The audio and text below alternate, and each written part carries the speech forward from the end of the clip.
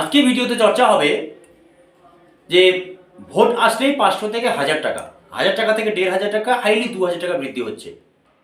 হাজার হাজার অস্থায়ী কর্মচারী রয়েছেন, তাদের মধ্যে প্রচুর পরিমাণে কর্মচারী রয়েছেন যাদের বেতন এক কথায় 10,000 টাকার থেকেও কম।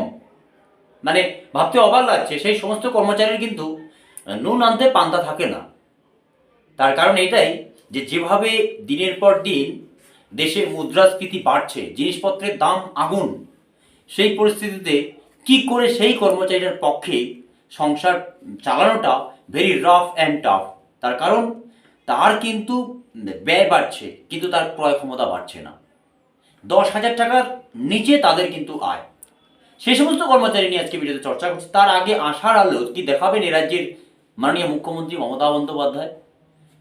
যে সমস্ত কর্মচারীদের আশার আলো দেখাবেন সেই বিষয়ে আমরা অলরেডি আলোচনা করেছি, আপনারা জানেন। এবং তার আগে আমি একটা বিষয় জানিয়ে দিচ্ছি যে 2 থেকে 3 রকমের কর্মচারীর আশার আলো দেখতে পারেন।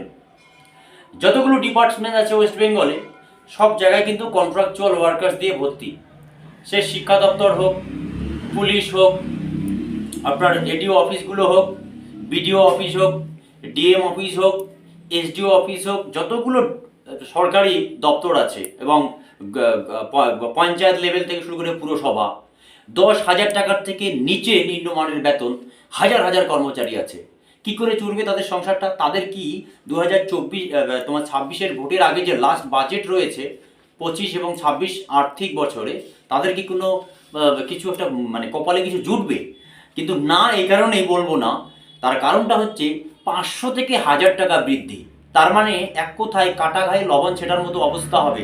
তাদের কিন্তু 10,000 টাকার প্লাস আর স্যালারি হচ্ছে না, 10,000 টাকা নিজেই থাকছে। অনেকেই আছে 5,000 টাকা, 6,000 টাকা, 8,000 টাকা, এরকম প্রচুর পরিমাণে উদাহরণ দিচ্ছে। যেমন প্রাণীমিত্রা, তারপর ভিআরপি, অঙ্গনওয়াড়ি কর্মী, আশাকর্মী। অঙ্গনওয়াড়ি বা আশাকর্মী তাদের এক বা একাধিক বিভিন্ন ধরনের সুযোগ সুবিধা রয়েছে, কিন্তু বাকি সার্কেলে যে হাসপাতাল হোক, আপনার স্কুল হোক, কলেজ হোক, বিডিও অফিস হোক, ডিএম অফিস হোক, তাদের বেতন যাদের 10,000 টাকা থেকে নিচে। তার পাশের একজন ব্যক্তি যিনি ল্যাপটপ নিয়ে বসে কাজ করছেন, তার বেতন হচ্ছে 50,000 টাকা, 1,00,000 টাকা। কিন্তু তার পাশে যিনি বসে আছেন তার বেতন হচ্ছে 8,000 টাকা। কিন্তু অথচ তার জন্য মার্কেটের তেলটা যদি 100 টাকা কিলো হয়, তাহলে সেই 8,000 টাকা দামের কর্মচারীদের কিন্তু তেলটা একই দাম দিতে হচ্ছে। এটা নয় যে অস্থায়ী কর্মচারীদের, যারা অস্থায়ী পদে আছে তাদের জন্য সেই 850 টাকার গ্যাসটা তার জন্য 200 টাকা নট।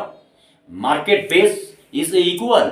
কিন্তু সেই কন্ট্রাকচুয়াল কর্মচারীদের জন্য এ রাজ্যের মাননীয় মুখ্যমন্ত্রী মমতা বন্দ্যোপাধ্যায় কি ভুল করে হলে একবার তাকাবেন। কারণ মালদার থেকে মাননীয় মুখ্যমন্ত্রী বলে দিয়েছেন যে চাকরি করার থেকে পকড়া ভাজুন, চা বিক্রি করুন, সেখানে নাকি আয় বেশি।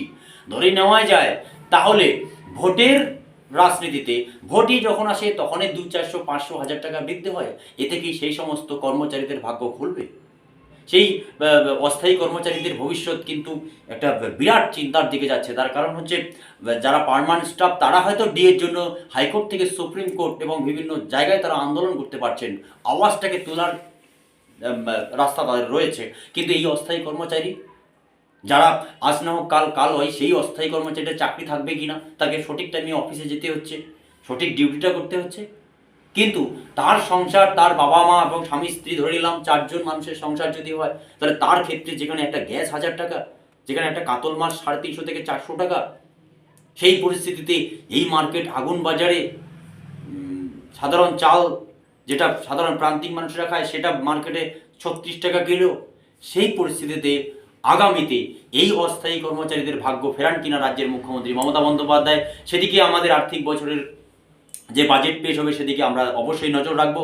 তার আগে একটা বিষয় আমি আপনাদের বলে রাখি যে হ্যাঁ, অবশ্যই কিন্তু ডিএ যারা কর্মচারীরা যারা রয়েছেন তাদের জন্য কিন্তু ডিএ, সে 6% হোক বা 10% হোক, তাদের জন্য কিন্তু ডিএ অবশ্যই ব্যবস্থা করবেন এই রাজ্যের মাননীয় মুখ্যমন্ত্রী মমতা বন্দ্যোপাধ্যায়। কিন্তু সেক্ষেত্রে যাদের বেতন আজকে 8,000, 10,000, 7,000, 6,000, 5,000, 3,500, তাদের যদি 500, 1000 টাকা, 2,000 টাকা বৃদ্ধি করে লাভটা কি আছে? আজকে যাদের বেতন 5,000, তার যদি 2,000 টাকা, 7,000 টাকা হয়, তাহলে তার গোটা মাসটাকে মানে কন্ট্রোল করা তার ভেরি রাফ অ্যান্ড টাফ হয়ে যাচ্ছে। ইকোনমি দিনের পর দিন তার পকেটে টান পড়ছে। এই পরিস্থিতিতে কিন্তু আগামীতে অবশ্যই আমরা চেষ্টা, তবে হ্যাঁ, ভোটের বৈরত দিক থেকে ফায়দা করার জন্য কিন্তু যখনই ভোট আসবে, তবে হ্যাঁ, লক্ষ্মীর ভাণ্ডারের জন্য বৃদ্ধি হচ্ছে। এর আগে মহামান্য সুপ্রিম কোর্ট ল্যাডলি বেহেনা মহারাষ্ট্রে মহিলাদের জন্য 2,500 থেকে 3,000 টাকা দেওয়া হয় মান্থলি, বাংলায় দেওয়া হয় 1,000 টাকা এবং 1,200 টাকা। সেই ল্যাডলি বেহেনাটি মামলায় মহামান্য সুপ্রিম কোর্ট বলেছে যারা কাজ করছে না তাদের জন্য পয়সা জোটে, আর যারা কাজ করছে তাদের জন্য পয়সা জুটছে না। এ রাজ্যই কি তাই হবে?